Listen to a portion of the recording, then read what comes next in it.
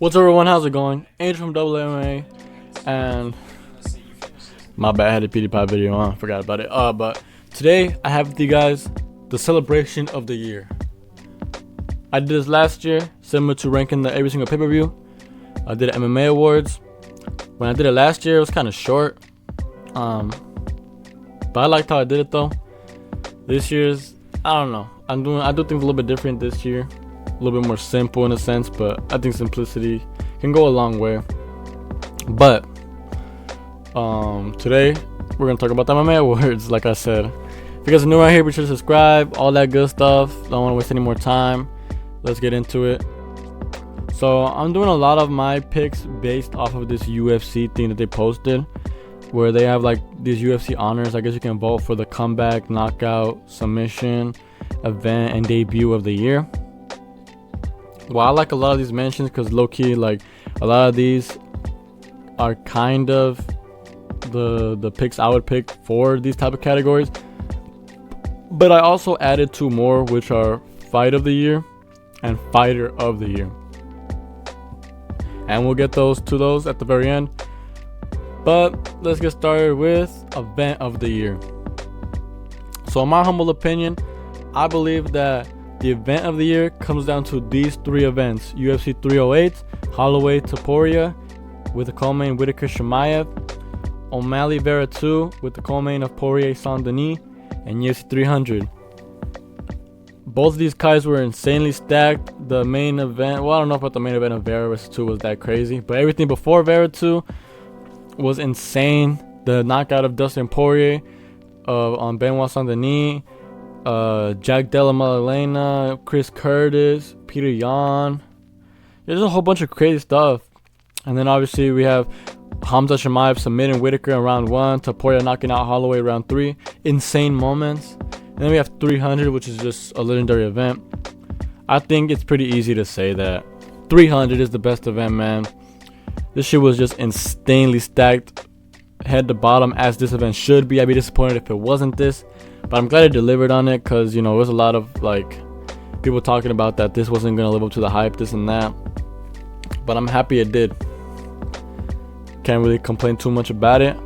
All I can do is say, what an event. We had Figgy submitting Cody Garbrandt round 1. Holly Holm getting subbed by Kelly Harrison. Moicano. Who else? Diego Lopez winning. Aljamain Sterling successful move up. Jiri Prochazka comes back. Charles Oliveira, Mr. Rukin have a really good fight. Justin Gaethje, Max Holloway, insane moment, insane fight, insane finish. Zhang Yang, what's his name? Zhang Wei Li and Yan. I forgot her. Zhao Yang, I forget her name, but you know, the fight between with Weili Zhang, her fight was insane. And then obviously Alex Pereira, Jamal Hill, insane. Just overall insane fight, and that's why it's my event of the year. Then we have comeback of the year. Sorry if this is like sloppily put together. I was trying to put these pictures in there the best way I could. But basically, like I said, for me the runner-ups come up to these three. We had Jack Della Maddalena coming back from losing the fight to Gilbert Burns, knees him and finishes him in an incredible fashion, round 3. Moicano comes back from almost getting finished to finishing Jalen Turner in an embarrassing decision for Jalen Turner. Then, of course, we have Neil Magny getting whooped as he does, but then turns the tide and knocks out Matlock. Absolutely insane. And what did I pick? My boy Neil Magny. Hey, yo, shout out Neil Magny, man. He should get more love than he does, man. I'm sure he gets enough love, but still, more love for him. You know, unless you're the beast of the beast, bro, you're not going to beat Neil Magny. And like I said, he was getting cooked. But if you get cooked in this fashion against Neil Magny, you got to go, man. You got to go. Mike Malott, I don't think will ever be the same. His last fight was low-key the most L fight I've ever seen. I thought he was going to win, and he didn't. But, I mean, he actually did win, but it was in a super lame fashion decision. He was on a finishing streak before that. But Neil Magny, just that guy, man. I'm trying to tell you, man. I've been saying this for the longest. Neil Magny came back from almost losing, got mount on him and just landed the least effective ground and pound. Didn't look that bad. But I guess Mike Malott wanted none of it. Gave up. Neil Magny gets a TKO win in Canada, man. We love to see it. Shout out Magny, man. Next event. The KO of the year. There's been a lot of KOs, but I think, as far as I'm concerned, there's only really 2 contenders for knockout of the year based on what they meant. And both of them involve Max Holloway. One's him being the nail, one's him being the hammer. I'm not going to beat around the bush, man. There's really no explanation. It's Max Holloway versus Justin Gaethje, man. How can you not put that in there, dude? Absolutely insane moment. Came in there, the underdog, undersized, underbelieved in. Schooled Justin Gaethje on the feet. Last 10 seconds, didn't have to. Knocked him out cold. Made a historic moment. His highlight of his career. Beautiful moment for him, man. I cannot be more happy for Max Holloway in that moment. Yeah, he did lose later in the year, but what a way to, highlight UFC 300. Insane moment. And this is why it's the KO of the year. Without a doubt. Submission of the year. I got 3 runners for it. On the submission of Du Plessis on Adesanya. I got the Darce choke on Dustin from Islam. And then I have the triangle / armbar choke from Patty on Bobby Green. And in my opinion, Patty's was the best, man. I think a lot of us thought that Islam was going to submit Poirier anyway. While it was still impressive, it was kind of foreshadowing a bit, And then obviously the one with Du Plessis and Adesanya. That one was kind of crazy too. But for me personally, I think this one was more insane. This was Paddy Pimblett's first matchup in the top 15 against the seasoned vet Bobby Green, who just came back from whooping on Jim Miller. A lot of people thought he was going to lose this fight. The fight of the time comes around. Paddy starts kind of hurting him with leg kicks, keeping him at range. Then after one leg kick, Bobby tries to grab that leg and go for the takedown. They turn into the ground. Paddy locks in a triangle choke. Bobby tries to get out of it. Paddy adjusts it, gets the arm bar, puts him out, and breaks his arm. Kind of sad to see that for Bobby Green, but absolutely insane moment for Paddy the Baddy on his do or die stage, man. If he would have lost to Bobby Green, it probably would have been sad sight for him.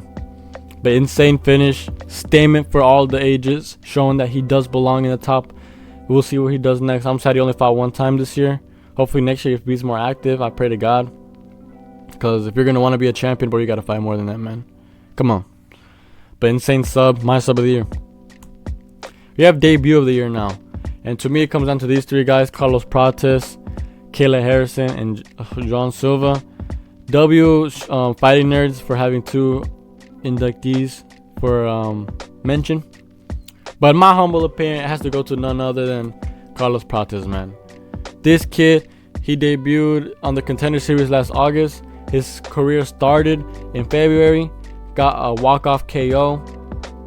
Insane performance. Got performance of the night. Came back again, I think it was June. Another walk-off KO. Then came back in August. Another walk-off KO. Then he ended this year in November with another walk-off KO of Neil Magny. To do that, to lower our position, insane. Because not sometimes people debut and they don't do that well. They have really boring fights. But then these guys come along, someone like this who just starches everyone. It's impressive. It's what you want to see, and I can't wait to see what his career turns out to, because wow, this kid is fun to see, man. That's why he's the debut of the year, man. I can't wait to see what happens to him next. Now we're up to fight of the year. For me, it came down to 3 picks again, like every other one. We have Esteban Ribovic versus Daniel Zellhuber versus what's his name? Something Rebecki and Orobly, and then Dan Hooker versus Mateus Gamrot. All of these fights, insane fights. If you guys can watch them again, I recommend watching them again. Beautiful fights. But for me, in my humble opinion, it's none other than Rebecki Orobly. I'm telling you, these guys literally almost died in there, dude. Rebecki doing his stuff, going crazy. Orobly doing his stuff, getting crazy. Or Rebecki landing lethal punches to Orblai's face. Look at his face right here, bro. I think this picture like perfectly encapsulates what the fight was about. Both men just putting it all on the line. Orblai has the heart of a warrior, refusing to give up at any time. Rebecca literally like knocked him out, I think in the third round, but the ref let it continue. Orblai just hanged in there. Rebecca low-key gassed out, and when Orblai came back to his senses, he reversed position, started going to war again. Just bro, I can't like oversell this fight enough, dude. You have to watch it. It's insane, dude. You're just on the edge of your seat the entire time. It's the fight of the year without a doubt.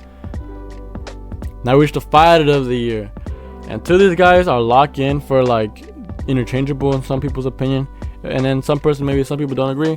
Moicano, he had 3 fights this year, 2 finishes, and Loki got done dirty by the UFC by like Loki not having any mobility in his position. He's probably like in the same spot that he was when he started the year.